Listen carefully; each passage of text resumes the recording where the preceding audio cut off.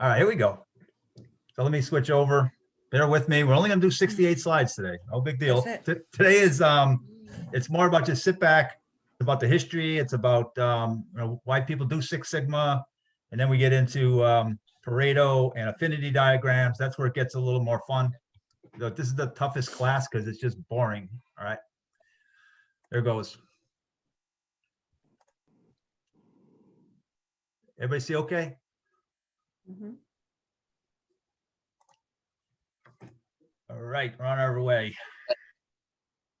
Just grab my interview. All right.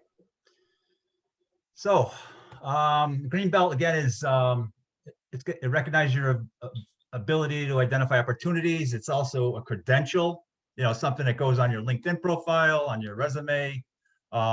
It's something that's good to have. I think you're going to like it because there's going to be tools that you're going to be able to use in problem solving in different situations. It's the International Association defines a green belt as a professional well-versed in methodology, who can lead or support improvement projects, and it's a part-time role. Once you get into a black belt, then there's jobs. I want to be a black belt. They do it for full time. That's all they do. But green belts are generally people like me and you, where we have other jobs that we do, and we can participate in teams and continuous improvement. And the key thing is, we understand we're going to get a very much up close and personal look at the DMAIC, the problem solving methodology, the way we think about problem solving. And the DMAIC is going to be something that we're going to go through over and over and over and over again. But it works. That's the good news. You can get some very sophisticated problems and fix them. And today, again, we're going to go through the DMAIC approach, what's Six Sigma, the history a little bit, the roles and responsibilities. And guys, this is where you can kind of sit back because a lot of companies, like, Tyler, your company, Light Metals, PTA, maybe a little bit, Ulbrich Steel, they don't do much, but some companies do Six Sigma as the way to do improvements, and so this first part of this is, as part of the certification, I'd like you to understand, because you may at some point in your life say, hey, I want to be a master black belt and I want to go out and do this for a living. Well, I kind of want to explain to you how that they work, how that job works, okay? And then we'll get into some team selection, voice of the customer, what the concept critical to quality means. And then we'll finish up with just a little bit of math, affinity diagrams, and Pareto. So, and then next week, I think, again, the defined section is 180 slides, so I'm thinking I might even record one and just send it to you. You can watch it on your own. There's no homework next week. There's no homework the week after, but just so we can cut a week off, maybe if you guys are willing, I'll record a session, send it to you, and you can watch it and absorb it. And if you have any questions, then you can ask me. And so there's the DMAIC again. And again, this is the scientific method of problem solving. A lot of times we'll see plan, do, check, act, also very similar. But the idea is we want to make sure that we define the problem. And then once we define it, then can we go measure something? And then once we measure it, data doesn't talk to us. It just lays it on the paper. So how do we analyze it? And what are the tools we use to make the data talk? And then based on our analysis, we can make some improvements. And then once we do that, can we control them so we don't run into the same problem again, or that kind of thing. So it's a definitive way to think about problem solving. The problem is, as Americans, I don't know if they do the same thing in Canada, Chris, is we like to jump to solutions. In other words, we know the answer and we implement it, and then pretty soon we're fixing the same thing over and over again. So you do it in Canada? Yeah, we do it. Okay. So the basics again is define. Let's kind of a little bit deeper into it. The customer, and really it's a focus on the customer and what do they care about? What are their critical to quality requirements?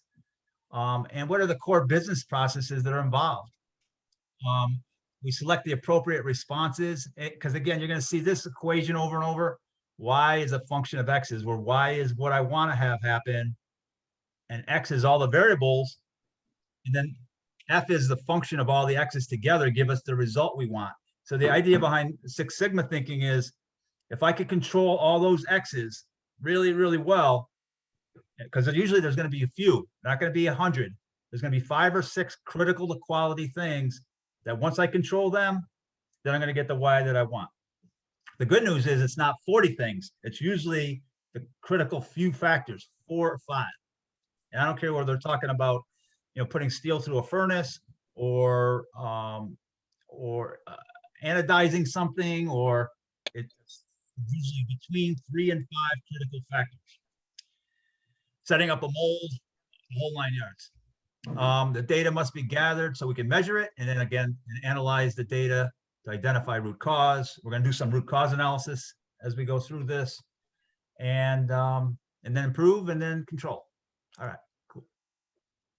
So here's this whole next, what we're going to be talking about is all about the define phase and how it's done in Six Sigma, right? It's about selecting high payback projects. So when you think Six Sigma, think high payback projects. Companies that do Six Sigma, the projects, they want the payback to be measured in the tens of thousands or hundreds of thousands of dollars. We're, as lean thinkers, we're thinking, how do we take time out of our processes? How do we make our processes more efficient? In Six Sigma, it's all about return on investment in dollars, because the projects are bigger, as you'll see. And the goals are, in the define phase, is establish the foundation and business case. So we're going to develop a business case for what you want to do, because you have full-time people doing these improvements. It's arguably the most important aspect of any Six Sigma project. I think that's the true for any kind of problem solving that we do. And if we do a good job defining and measuring, then the rest of the project is easy. And unfortunately, most of the time, as we stop problem solving, we want to go right to the fix really quickly. So as lean leaders, guys, the key thing is, let's slow down. Let's make sure we understand the problem we're trying to solve. And the way we do that is very deliberately take our time and collect as much data as we can, learn what we're trying to fix, make sure we're not fixing symptoms. And they all start with a current state challenge or problem that can be articulated in a quantifiable manner. We want to be able to put numbers to our problem, right? Because if I can quantify it, that means I understand it. If I think, it seems bad, it happens all the time, well, then we really don't understand the problem that well. It's about Six Sigma is about quantifying the problem. How many, how often, how long, all that kind of stuff. And so each phase of the Six Sigma project gets a business case or a deliverable, and it's almost like they usually last, a Six Sigma project will usually last, say, 9-10 months.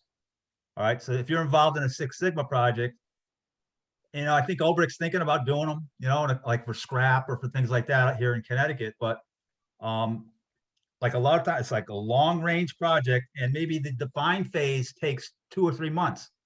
And at the end of those 2 or 3 months, you present it to management in a form of a project charter. Okay. And that's in the project charter for the define phase. So each one of them has a plan, 2 months, 3 months, 2 months, 3 months. So long range project, you have a business case, you have a problem statement, objectives, the scope, the timeline, and the team. And the team could be multiple people from different departments, right? To do a stakeholder assessment, high-level Pareto, which we're going to cover today, a high-level process map, voice of the customer, voice of the business, critical qualities identified and defined, and a financial assessment. Unlike lean, we focus on time management, taking time out of our processes. Again, Six Sigma is about return on investment in dollars. All right. Exciting so far, right? So what is Six Sigma? All right, the Six Sigma, a sigma refers to we're measuring variation in a process. If we do the same process 1,000 times, how much does it vary? How much does it change? How do the results change? So really, Six Sigma is a study of variation. and being able to control that variation in any given process, right? And it's evolved as a discipline to include many aspects of business improvement. Like for one, it's the measure of variance, like I just said, but it's also how it's a way to measure processes. And you can think about the processes that you do every day, the things that you're working on. How could I measure those processes to know that we have a great day, a poor day, a great hour, a poor hour? That's how we think about how Six Sigma can be useful. It's also a business strategy. You know, most companies I know, lean is thought of as a business strategy. Some companies like Rolls-Royce, the big ones, they may have Six Sigma is their business strategy. It can be thought of as a philosophy. I like lean better. I'm going to be honest with you, only because, especially the Toyota production system, is a focus on the most important part of our business, and that's people. That's it. That's really what our business is. It's a group of people working together. All right. It's not about plastics or steel, or it's really about our ability to work together as a team and make sure that everybody prospers. Right. Six Sigma is about it could be a project, and it's also Six Sigma tools. The measure of variance, and again, this is not just one bell-shaped curve. You're gonna see, probably see a million more over the next few weeks. In statistics, a sigma is one standard deviation. We're gonna get into that, what a standard deviation is, in a couple of weeks as we get into the measure phase. But it's a way to measure how much are we varying, all right? And variation is the enemy of any quality process. We need to understand, manage, and minimize variation. And Six Sigma is an aspiration or a goal of process performance. So I'm going to explain to you what that means in a second. Like if you look at a bell-shaped curve here, if I take data and I just measure data and I graph it, and a bell-shaped curve tells me that at the center of it is my mean, my average, you know, that center line where that peak is. And then I'm going to have some numbers, because if I measure something like with a ruler, if I hand the ruler to different people, they may get the same piece, but they get different measurements. It might be a 10th off here, a 100th off there. Well, if I graph that, I'm probably going to get something like a bell-shaped curve. And now the deviations are to the left and the right, how far off we are. And so the Six Sigma performance, really what it means is, out of a million chances, opportunities, I'm going to have no more than 3.4 defects per million times. All right, so that's a very high bar in terms of, if I do the process a million times, then I'm going to get 3.4 defects per million opportunities. That's what the DPMO is, defects per million. So think about it, like, so that's six, the mean is here. If I hit it every single time, you know, if a million times, then I obviously process is perfect control. If I miss 3.4, then I'm at Six Sigma level. So 3.4 out of a million.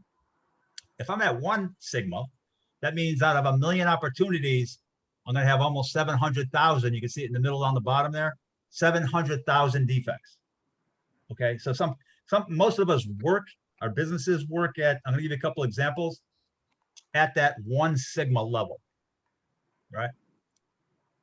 You say, wow, that seems like a lot of defects. It does, but okay, I'll tell you what it means financially. So let's look at even a 3 sigma process, which is right here in the middle. That means that out of a million opportunities, I'm going to have 66,810 defects out of a million. And what does that mean? Well, if we ran at that level, then no modern computer would be able to work. 10,800,000 healthcare claims would be mishandled every year. That's three sigma performance. 18,000 U.S. savings bonds would be lost every month. 54,000 checks would be lost each night by a bank. 4,000 invoices would be sent out incorrectly. 540,000 erroneous call details would be recorded each day. And 270 million erroneous credit card transactions would be recorded each year. You know, so that's, you do the math. I think, let me see if I go to the next one. So what if a process operated with a 1% defect rate? All right, so 1% defect rate. That means there'd be 20,000 lost articles of mail per hour. There'd be unsafe drinking water almost 15 minutes a day. 5,000 incorrect surgical operations, shorter long landings at most airports each day. So you can see the impact of these errors as over the course of time. They're huge. One of my favorite ones is lost baggage, right? Like the amount of money that our airlines spend tracking, like you get to the airport and all of a sudden, you go down, get your bag. Anybody happen to anybody? You ever have your bag lost? Yes. Everybody, right? At one time or another, it's like, so, then you got to go get in line over at the airline baggage place and they got to take a description, fill out the form. Just think about the number of hours, the amount of money that operates at a 3 or 2 sigma. So about 66,000 times out of 1 million opportunities. It costs the airlines millions and millions of dollars of just paperwork, paying somebody. And it's interesting. When you look at the critical, remember I was telling you that the Y is a function of X and the vital few factors. One of the airlines found out that because when you check your bag in, 2 or 3 different people would use the same printer. They take the wrong tag for your bag and put it on the wrong bag. Just by giving everybody their own printer, they eliminated 60 or 70% of lost bags. Right? So a study, that's what Six Sigma is. It's like finding out what those X's are and then controlling them to improve the performance. So the philosophy of Six Sigma is continual improvement through use of data. And you guys are gonna be up to your eyebrows in data and numbers, all right? And you're gonna love it because once you get past the fear, like I'm never good at math, I don't do a lot of Excel. It's like cake, and you'll see that. Okay, and a competitive advantage is gained by meeting customer expectations. And I feel like, and I know that Tyler's heard me say this a million times. I think the folks at Olbrich have, and is we're not in the business anymore. If our goal is to satisfy our customers, we're going to go out of business. We can no longer afford to satisfy our customers. We have to delight them. Okay, it's a huge difference. We have to find ways to delight them, because if we think about satisfying them, let's say, okay, how do I satisfy my customer? Well, we deliver on time. Well, guess what? You don't get a cookie for doing stuff you're supposed to do. You're supposed to be on time. When they give you the money, they're not saying, "Oh, I hope he's on time. Hope she's on time." They expect that. Or we give good quality. Well, guess what? They're not paying for bad quality. So you got to figure out ways. And this is a way where you just never make a mistake. Really, that's what it comes down to. You've got control of every single process so well that you literally never make a mistake. Atlas Stamping is not on this group. They were on a group. They had somebody last time. They haven't had a release to Pratt & Whitney or a late order for 30 years. Like, that's pretty amazing, isn't it? Talk about control of your processes. So the tools, a whole bunch of them, right? FMEA, we're going to get into, failure mode analysis, data analysis, all kinds of stuff, fishbone. So fasten your seatbelts. But we use specific tools for problem solving. And the tools are used for scope and to select projects, to modify, design new processes, to improve current processes, decrease downtime, improve customer response time, all kinds of things. So it's also a collection of a bunch of tools. You're probably going to learn 150 or 200 tools, and out of those, there might be 3 or 4 that you're going to say, all right, I'm going to put that in my holster when I need it and use it. As a strategy, it's a integration of philosophy and action to achieve corporate objectives. It links outputs to the expectations of the customers. So it's also, again, thought of as a business strategy. So here's the Y is a function of X. Y is a function of X's. The Six Sigma approach is designed around the cause and effect model. So if I can control my causes, then my effect is going to be under control also.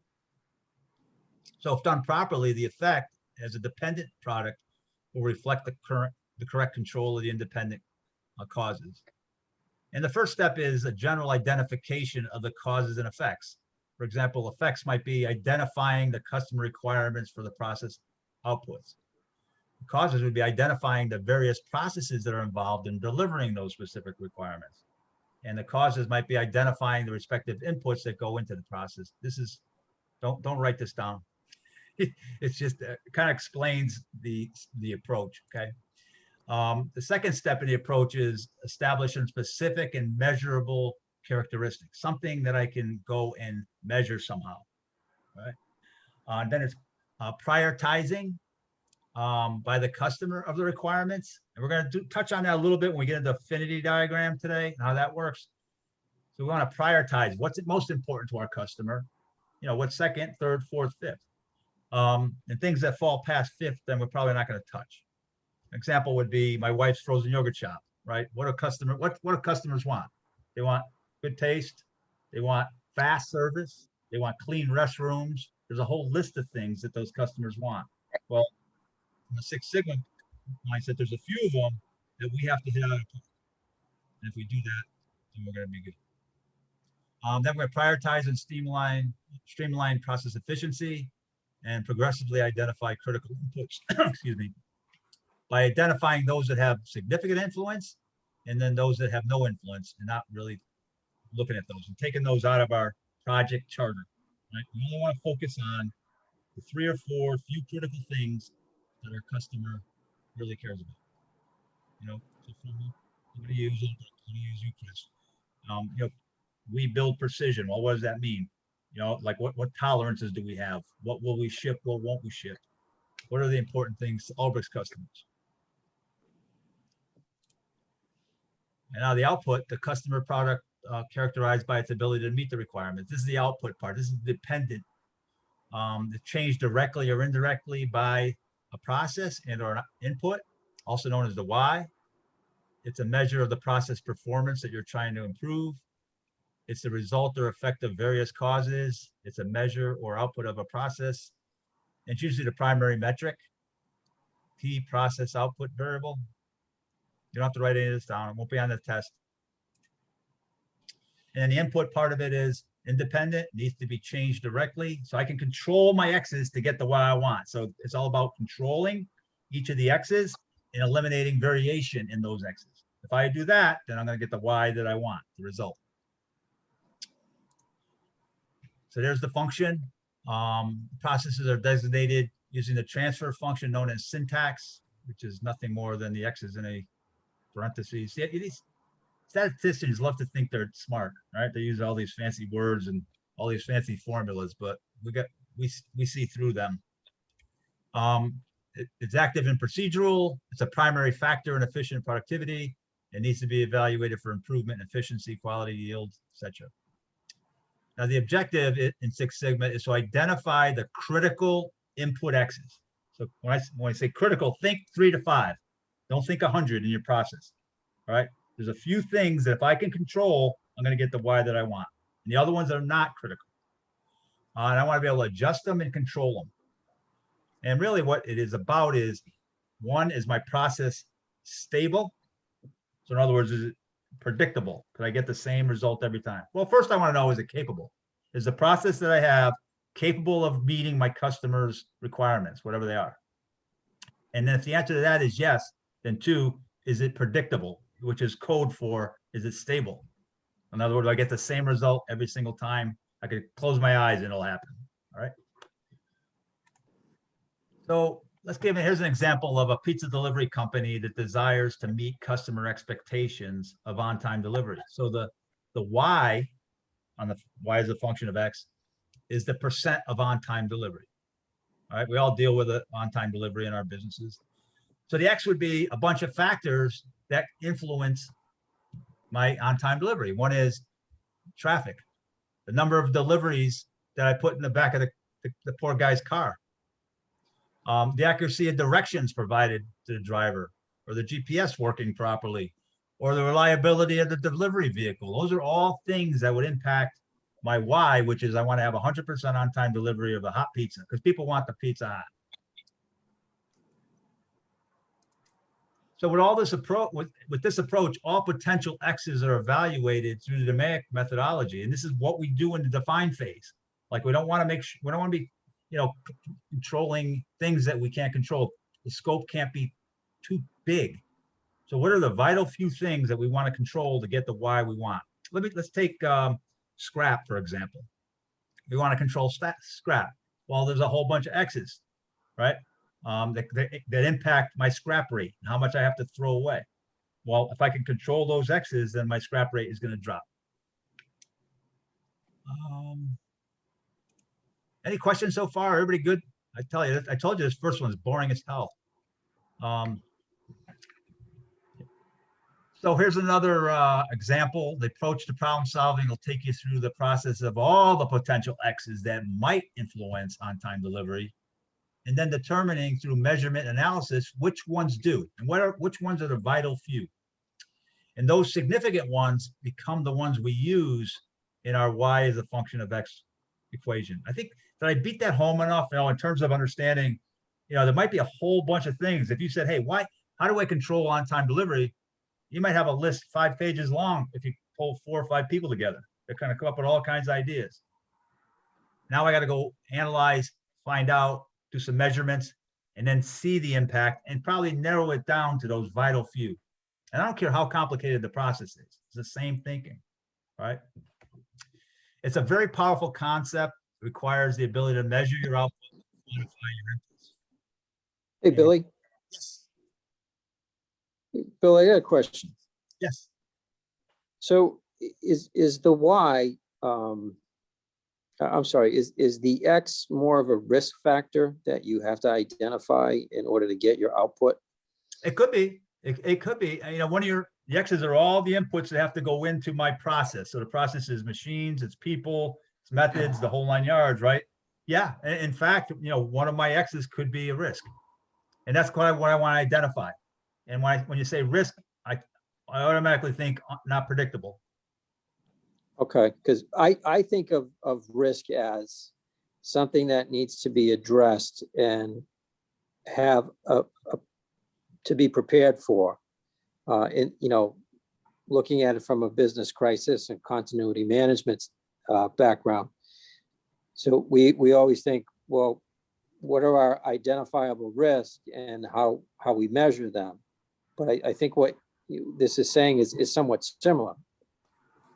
Yep. Could you give me an example, like in your world, especially the fire, that world, in terms of how that works? The classic scenario is you have a small company of 20 people, and 18 of them all put $20 in each, and they play the lottery and they win. And then they stop showing up for work. How do you run your company now? Gotcha. Okay. Gotcha.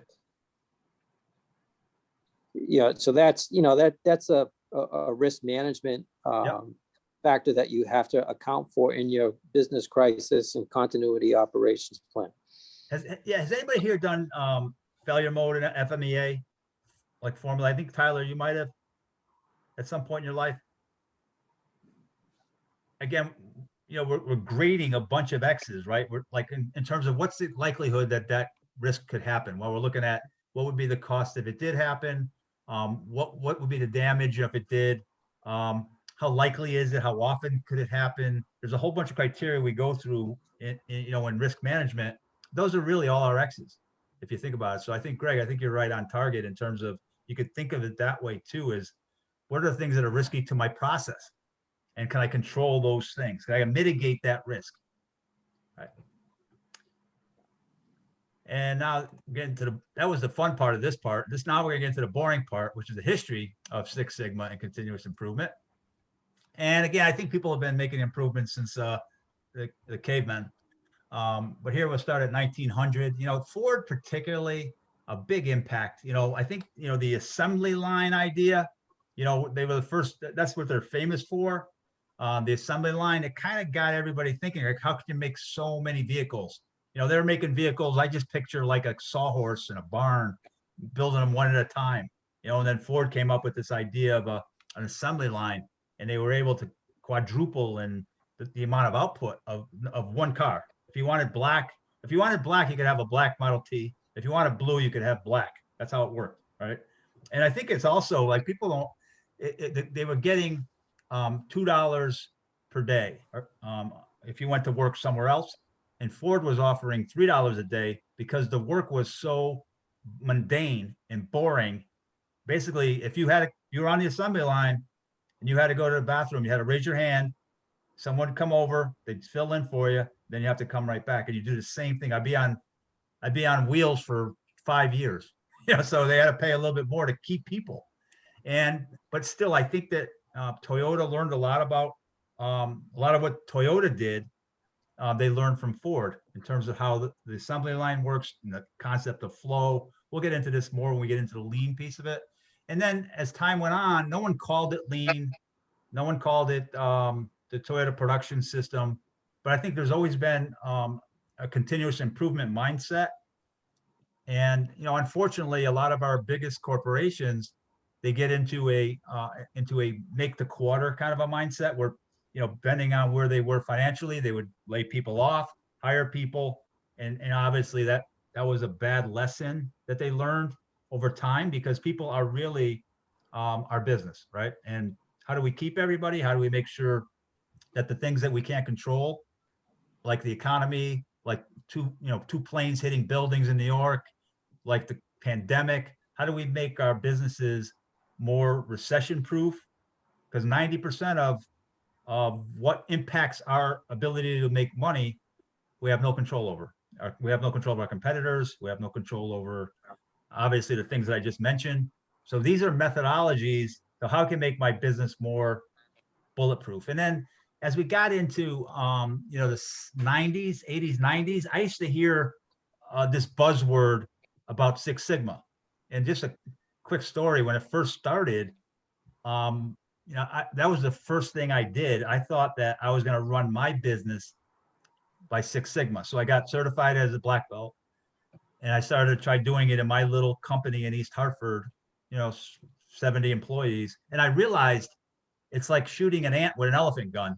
I don't know if they have elephant guns, but it was like way overkill, right, for what I needed. And that's where I got into lean, got certified as a lean champion, the whole 9 yards, and then developed my own Toyota production system at my own company. Kind of what you people are doing now, particularly, Ulbrich and PTA and all you guys.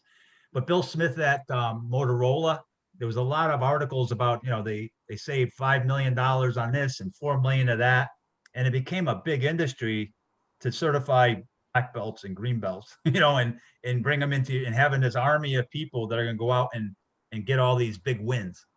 And then it really caught fire. I think 60 Minutes did a expose on General Electric and Jack Welch, and largely his modus operandi was, yeah, we're going to do Six Sigma projects. We're going to do a whole bunch of them. We're going to have a lot of black belts and green belts.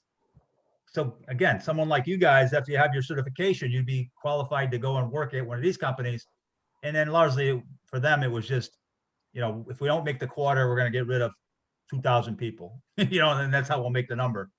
So when you think about the Toyota production system, they've had their ups and downs, but they're also, the last thing they will ever do is lay anyone off, and that's kind of the philosophy of, I know Ulbrich Steel and my own business, and that's kind of why I kind of migrate to the people side of it, which was the lean. And there's a whole bunch of companies. I found out during the COVID crisis that a lot of people were just eliminating their entire Six Sigma staff over the last year or so. So that tells you right there, whatever. So anyway, there's some history for you. And I think the Toyota piece, again, right after World War II, is where people started to see what Toyota was doing when during nobody here is old enough. I think I'm the oldest one by a lot. But when I got my license, my father used to hand me the keys to the car, and I'd have to get up in the morning and wait in line for gas. All right. And because it was an oil embargo, and the cars that we drove were as big as my office. And the other thing, and maybe Greg might remember this, is when you went down the highway, you would see cars with their hood up, with smoke coming out, or you'd be behind somebody. And this wasn't like once in a while. There was always cars on the side of the road, the catalytic converter, you name it, right? The mufflers hanging down on the. When was the last time you saw a car driving with the muffler dragging on the pavement? I haven't seen one in, I don't know, decades maybe. Have you guys seen it? Tires used to blow out. Like right in the car would go out of control and they get off the side of the road. It could happen at any time. And then during the oil embargo, people started buying these little things called Toyotas and little Datsuns. And they got about 30 miles to the gallon, 25 miles to the gallon.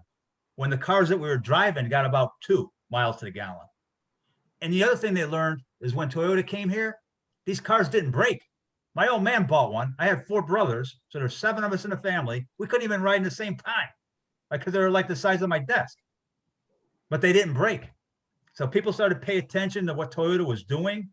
Toyota would invite people over, General Motors, Chrysler, Ford, come on over, I'll show you what we're doing. And it all started with my friend Taichi Ono after World War II, when Hiroshima and Nagasaki happened. The US Army went in and tried to rebuild Japan, and they told them they needed trucks. And Toyota was a small company that made trucks back then, and they needed 1,200 trucks a month, and they were only capable of doing 300. So my hero, Taichi Ono, pulled together his engineers and his machinists. He says, we need to make 1,200. How do we do it? They're not going to give us any more money or any more people. And that's what became the Toyota production system in reality. So I know I spun in some lean there because I'm not all that interested in the Six Sigma history, because I think it's about money, but I think in terms of the lean and the Toyota production system and the focus on using every brain cell in your business, that's the beauty of the Toyota production system. You can't be a dumbbell, if you work at Toyota. Everybody's not only they want their backs and their legs and their arms, they want their heart and their mind too. Okay. So that's kind of where I come from. And that's a little bit of history on continuous improvement. Now, I think if you show me 100 businesses, probably if they do some kind of continuous improvement, 90% are probably, either lean or straight lean or the Toyota production system. I'm a straight TPS person. Okay. So there's a history, a little bit more. I don't have to go through it. I kind of just did. And roles and responsibilities. All right. So there's 4 belts, and some people they do a 5th one, right? When you get hired at a certain company that does Six Sigma, they might take you through a white belt class. And that's really just kind of like an introduction kind of thing, but it really starts with the yellow belt. And the yellow belt is kind of what we're going to do, except without all the statistics. All right. And I think that because I debated, doing a yellow belt class, but I think everybody on this call, I think it's a waste of time. I think that we can, I'll give you enough yellow belt where you're comfortable, but we're in the green belt right now. And then you go to black belt and then master black belt. All right. And then when you're doing projects, Six Sigma projects, you have champions, sponsors, stakeholders, and then subject matter experts. So when you think Six Sigma, it's a team of people. It's a big team. And it's led by the black belt or master black belt, very close though with the green belt. Green belts can run the project, as you'll see. They can do most everything. So the organization, it's organization wide. It's about leadership support, and I think that's true of any initiative. If you guys on this call, one day you'll be leading your own company, leading your own department. It's so important that leadership is not only involved, but they're engaged too. And the more that happens, the faster things go, the better things go. And we're looking for leadership by example, like encourage and reward individuals, align incentive systems. I'm gonna use Ulbrich. They're right in their quarterly review, their annual reviews. Have you done A3s? How many have you done? It's like incentivizing by those are the behaviors we want. We want people not only working on the business, but in it. I mean, not only in it, but on it. We want to eliminate functional barriers. I hear silos when I hear that, when I think that way. We want to eliminate the silos, where every department is kind of sub-optimized. How do we create one whole? Embrace systems thinking and balance standardization with flexibility. The executive leadership owns the vision, and they provide sponsorship, and they basically give you the go-ahead, the green light, to do a project. They enable the organization to apply Six Sigma, then monitor the progress. And that's done with the like the closeouts. After the define phase, we have like a little bit of a closeout, announce what's going on, what's happening. Then we get to the measure, kind of like we do with our A3 closings, except the define might be, like I said, 2 or 3 months and we close it. Then the measure might be 2 months and we close it, etc. And the leadership sets meaningful goals and objectives, sets performance expectations, and ensures continuous improvements of success. Again, I'm preaching to the choir here. This is a quick review for most of you guys. And eliminate barriers. And the champions and sponsors, so that's executive management. Those are the people those are directors, executives, managers who charter, fund, drive the project that the black belts and green belts are doing. The champs and sponsors, they have to have a basic understanding of what you guys have after this class. They don't need to be experts in it. They're not going to go into they don't need to have the depth of understanding that you will have. But they have to understand how it works, kind of. And they play critical roles. Okay, yes. So typical responsibilities is maintain strategic oversight, establish strategy direction for what projects we're going to work on, clearly define success. So they give an input to the champions, to the black belt, to the black belts and to the green belts. They clear the path for solution implementation and assist in project team formation. And guys, light metals, PTA and Ulbrich, you all have leaders and champions that believe in continuous improvement, and they will allow people to do their thing. Okay, so luckily there are companies that they don't. They just. So master black belt, in case one of you guys like this and you want to move on, this is the most experienced, educated, and capable Six Sigma expert. They've managed dozens of black belt level projects. They simultaneously can lead multiple projects while mentoring and training new green belts that they do what I'm doing right now. This is a 30-hour course. Obviously we're going to do 12 hours together, but then the homework and the exam and everything, it comes out to about 30. The master black belts, 60 hours plus multiple projects and also multiple opportunities to lead projects. Okay, so that's the kind of resume that you have to have in order to get certified as a master black belt.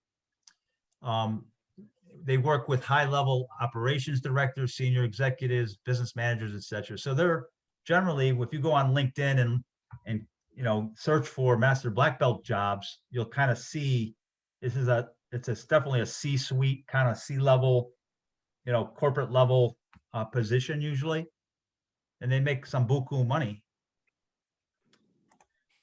And they advise management on the cost of poor quality, so make them aware of projects that they should consider sponsoring. And they identify you're going to see these responsibilities. You can read them over real quickly. See the timeline, milestones, train and mentor green belts and black belts. You'll see a lot of these same responsibilities when we get to the green belt slide. All right. And the black belt is the most active and valuable professional among the Six Sigma belts. This is 60 hours of training and usually a project they have to complete. But typical black belts, they've led projects, they're good at it. They train and mentor green belt candidates. They understand how to define a problem, and they're really well-rounded in terms of project management, statistics. The only thing we're not going to cover here that the black belt covers is design for Six Sigma, which is designing new processes. That's probably a black belt thing, but pretty much the stuff we're going to go through, they're just going to have a really good working understanding of a lot of the tools that I'm going to give you guys. And black belts serve as a dedicated resource. And here's the responsibilities: define project scope and teams, marshal resources, establish timelines, etc. Task management, team management. The green belt now, this is where we're at. A less intense version than the black belt. I would argue with that because I think a seasoned green belt has pretty much the same skill set, for the most part, except for Like, again, we're not going to touch on design of experiments too much, advanced analytical methodologies, because again, and most of your business guys, your day to day, week to week, you have no use for it. You know, you're not going to pull it out of your bag just to practice it. It's like most of the time, it's just not going to apply. And when it comes to project management, the Greenbelt has pretty much the same responsibilities, and it says less complicated. But again, it's if I do a whole bunch of DMAICs, whether I'm calling it A3 or I'm doing Six Sigma projects, I could compete. You know, I'm as good as any black belt there is, right? And that, I'm talking about you guys. So it really comes down to your ability to implement and practice.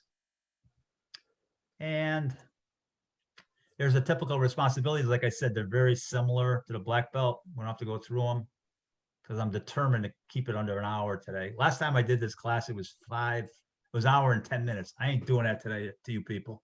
Dinner. And the yellow belt, I'm training some yellow belts at Skill Up. I saw PTA just hired one of our graduates from Skill Up. They're going through a yellow belt training and basic objectives. I want them to be able to, during the interview, be able to talk the talk, you know, so when they're getting interviewed, the person that's interviewing them understands that they understand. And that's 15 hours. So again, green belt's 30, black belt 60, 30. This is like 15 hours. The yellow belt usually serves as a subject matter expert. Supervisors, managers, directors can be trained to this level. You get them to a yellow belt level where at least they know the basics, okay? And you're gonna go, as a green belt, you're gonna go way beyond the basics, as you'll see. But the good news is if you don't have a yellow belt yet, you're gonna get it, you know, in the same time, because we're gonna cover it. So here's the responsibilities. You know, you just see the list getting a little bit shorter, right? Helps define, contributes to team select, contributes to team selection, participates in all these tools, that kind of thing. And the stakeholders are the recipients or beneficiaries of the project. They're the people that actually do the work. They should be included on the teams as subject matter experts. Like, in other words, if I'm going to do a project on let me pick one, on machine 2019 for PTA, then I need to get the operator involved. You know, and they have to be, they're the ones that do it every day. They're the subject matter experts, the setup people, whatever. Got to keep strong working relationships with stakeholders. Yeah, no kidding. And they're commonly known as the experts. And I always define that, and that's the Toyota production system. The experts are the people that do it every day, period. You know, they've done it hundreds of thousands of times. They've done it dozens and dozens of hours. I haven't. So I have to go with humility and ask questions. So that's SMEs. All right, define project team selection. Again, think, you know, for those of you guys that do A3, we're always 3 to 5 people. Well, this team is quite a bit bigger when you throw in all the people that we've just mentioned to run a project. Shared goals, commitment, leadership, respect. In fact, you guys know all this. Diversity, again, I think is a common theme in that we want to have people that think differently. When we pick a team, whether it's A3 or for this, I don't want the people that think like I do, right? And all of us, we think the same way. I want to diversify that. People come from different backgrounds, different upbringings, different ways of learning, different ways of thinking. That's where the value is. And the fundamentals. So voice of the customer. So the voice of the customer is a term that we use for a data-driven plan. So in Six Sigma, not only do we want to know the voice of the customer, but we want to quantify it. We want to be able to measure it somehow. It has to be in numbers, okay? It's an important component to the project, and there's many voices that need to be heard when conducting a project. And the primary 3 are the voice of the customer, the voice of the business, and the voice of our employees, the voice of the associate. The gathering VOC should be formed methodically, and it could be either indirect or direct. Indirect gathering data would be my warranty claims, for example, my customer complaints, how many times I have a service call, what are our sales? Are our sales dropping for that customer? Those are all indirect ways to figure out that my customer is pissed or not happy, or conversely happy. All right. Indirect methods are less effective, sometimes dated, require interpretation, more difficult to confirm. And then direct data collection would be conducting interviews, conducting customer surveys, conducting market research, going out and actively hunting for information. It's interesting. We talk about, you'll hear me refer to Disney. I spent a lot of time there. As a flooring guy, my company, we did epoxy floors.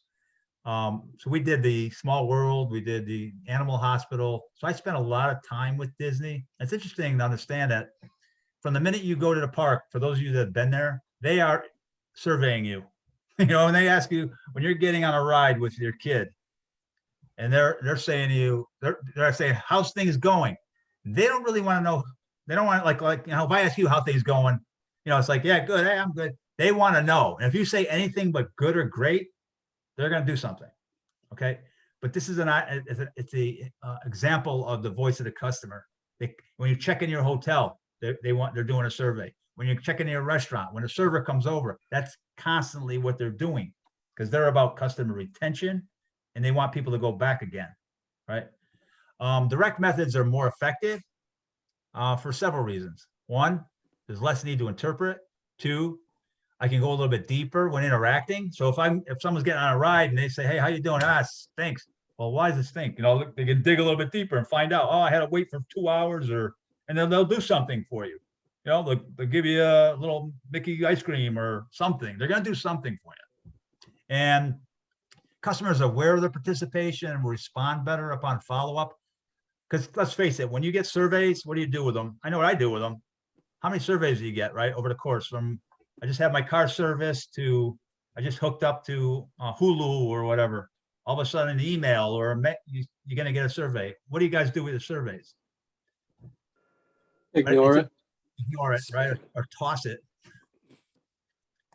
And it requires consideration of many factors as to type of service, customer segments, all that. This is like a lot of marketing stuff. But it's important that we constantly understand. Like in my business, when we ship things, if I didn't hear anything, it was good news, right? It meant that the floor went out, the floor went down, everybody's happy. And when I started to learn about Disney and gathering the voice of the customer, we want to proactively call and say, hey, how'd it go? Was it everything we said? Any problems? I have to do that because unfortunately, a lot of times our customers will tolerate things and then all of a sudden they walk away. We don't hear from them. And then we find out from an indirect method, like their sales go down or, then we'll find out that they're not happy. So my sampling plan is in place, collect data. Like at my company, I asked everybody once a week to call a customer. So my customers get calls from somebody in shipping and they say, hey, how'd it go? Is everything good? Because we had over 1,100 customers. But I want to know, I don't want to wait until they complain or, they decide they're going to go elsewhere to know, are we not satisfying them? Are we delighting them? So this is very similar in gathering what's important to the customer, because that's going to determine what my why is. Now I got to figure out, all right, what are all the X's that make that why where I want it to be, or where my customer wants it to be. So here's the critical to quality concept. Translated data, they're quantifiable, they're measurable, and they're meaningful translations. All right. For example, I'm coming to my wife's yogurt shop. They don't want to wait. Well, in a VOC, in this kind of thinking, well, what's the average wait time? What's the longest wait time? What's the wait time that the customer will tolerate? We dig into it. Okay. Sometimes the VOC is vague, emotional, or because I hear it sometimes, when I'm working with people in their A3s, it's like, how long does that happen? Oh, all the time. Well, what does that mean? Once a day, once a week, once an hour, once a minute. What is it? So it's. I want you to get into the habit of when you hear people say that, especially Greg, the lean cat. When people say, yeah, it happens all, well, what does that mean? How often? How many? All right, quantifying that voice of the customer. And they've got to be transformed into specifics that can be built on. Like once I quantify them, I want to have a range or a specification that I'm not willing to go past. Some of the tools, and again, we're going to cover affinity and Pareto. They're used to help us identify and define and prioritize critical to qualities things. Okay, so we're going to cover 2 of them today, and we'll cover some more next week. Specifics are, there's 4 components to it. There's a Y characteristic to it. It's measurable. There's a target value, and there's a tolerance range. Right? Those are the 4 things. When we start to measure our X's or our Y's, those are the things we want. Measurable, particularly the last 3. There's a target value and there's a range. All right, so here we go. Now the end. We're almost done for today. Affinity diagrams and Pareto. Again, these are tools to ascertain what's critical to quality for the voice of the customer. Affinity diagram is, again, I think a lot of the tools are about people together, all right? You can't do these tools sitting in your office by yourself. That's why A3 is so, this is something that might be in the current condition box of the A3 form, an affinity diagram, or maybe even in the background. It's a tool you can use. But large amounts of soft data resulting from brainstorming, one effective way to organize voice of the customer is to group them in buckets using an affinity diagram. It's pretty simple. Have anybody done an affinity diagram before? Here we go. Pretty easy. Here's the steps. 1, clearly define the question or focus of the exercise. Now here's our example. Why are employees late to work? All right, and so basically just picture people being in the same room together with a pad of sticky notes in their hand, and largely ask them, why are associates late to work? And then have them brainstorm for 10, 15 minutes, right? And write down all the reasons. Here's some of the ones. Dog threw up, doctor appointment, forgot to set my alarm, power went out, kids were sick. You can see there's a whole bunch of reasons why people would be late for work. Step 2, again, we just covered it. They're going to report them on sticky notes or on note cards. Step 3, we're going to look for some themes, right? Lay out all the cards and look for some common themes. So the ones we have here are delays at home, delays on the commute, kid pet related delays, and then we're going to line them up. Simple as that. And begin moving the note cards or sticky notes into the themes until all responses are allocated, and then reevaluate and make adjustments. And that's how we do it. Now we have 4 critical to quality ways that we're going to make sure people aren't late for work. Those are all, so now we went from 12 to 4. You see how that works? But again, it's a group activity. You can't sit down and do an affinity diagram alone. That's why I love an A3 team is the perfect size to do a lot of what we're going to talk about. Now here's So just a quick question. The A3 projects that we've been doing here at PTA, the whole idea of the index cards, this is essentially an affinity diagram, correct? You know what? I think, because again, when you do your index card event, you're asking people, hey, if you own the company, what's the one thing that you would change in your job right now?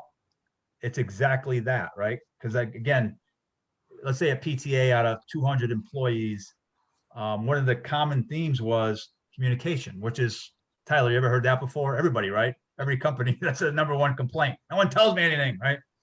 So so I have like 8 or 9 index cards that are about communication, improving communication. Communication sucks around here, whatever that was on the card. So yeah, I'm putting them in buckets, and that's kind of how you're attacking them too. One of them was cafeteria, right? A whole bunch of people at PTA wrote, well, the microwave stinks. We don't have enough selection in the food, So there's a whole bunch of them. And then I think it was either Kat or a Geisha or somebody. All right, let me get that one. Your customer here is who? Voice of the customer is who? The #1 customer is your employees. That if I take care of them, they'll take care of my customer. Right? If I make life really good for them, I don't have to worry about my outside customer. They're good. So yeah, excellent. I love the way you put that together, Greg. It's it's an affinity diagram. And I don't know if you ever heard of this guy, Mr. Willifred Fritz Pareto. Who does he look like? He looks like one of you guys. Anyway, it helps us again. And this is like, I've done this thing 100 times, Pareto, I swear. And it's always right on. All right, let me explain. So the idea is that it helps us to prioritize or focus on the vital few items versus the trivial many that have the greatest impact. It's known as the 80-20 rule. So the idea is that it means the majority of the effects come from 20% of the causes. All right. So 20% of my parts create 80% of the quality problems. 20% of my customers represent 80% of my income.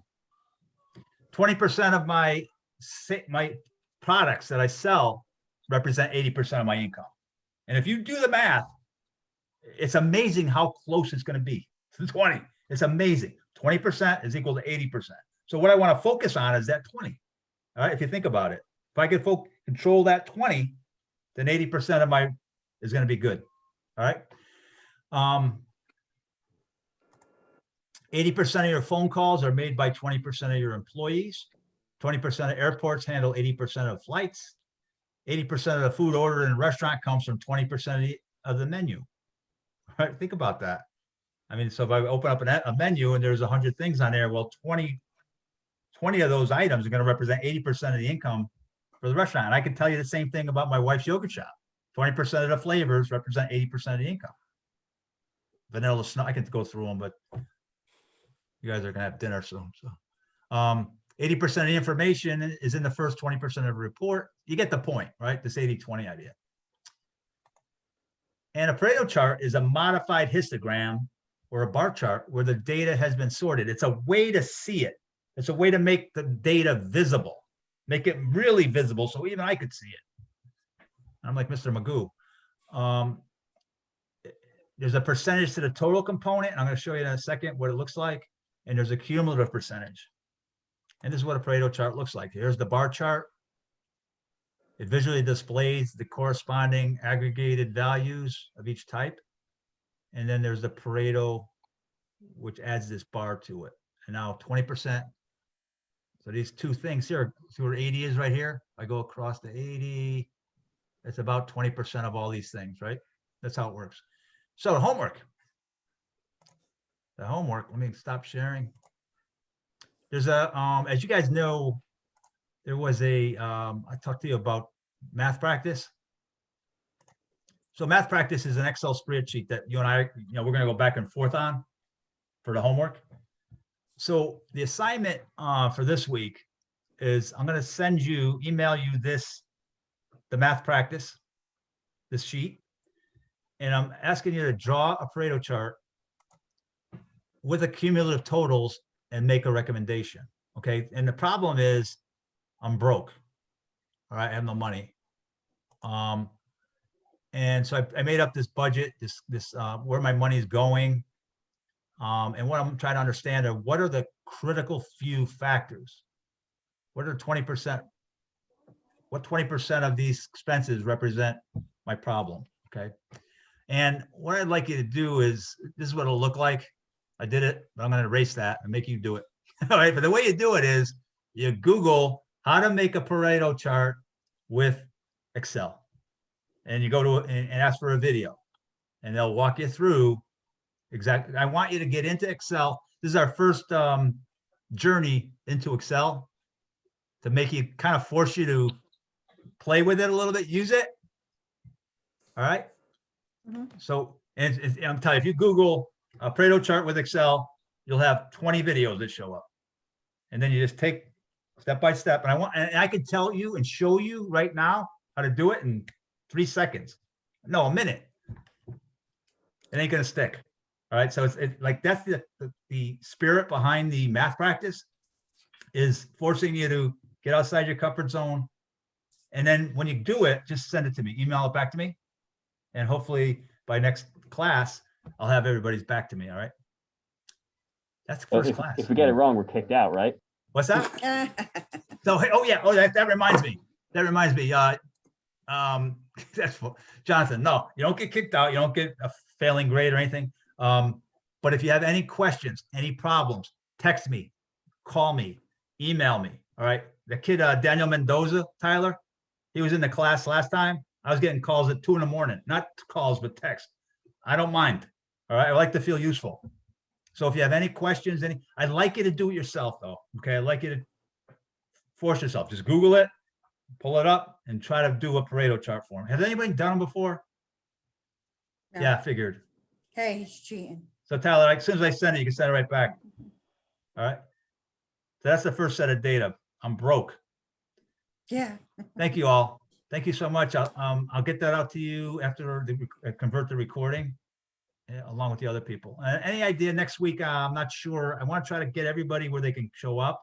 So I might change the time a little bit, maybe a Tuesday or at 7 o'clock one week. If you can't make it, then you guys, your availability is all over, so do the best I can. Okay.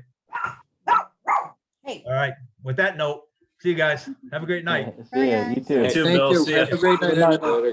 Thanks, guys.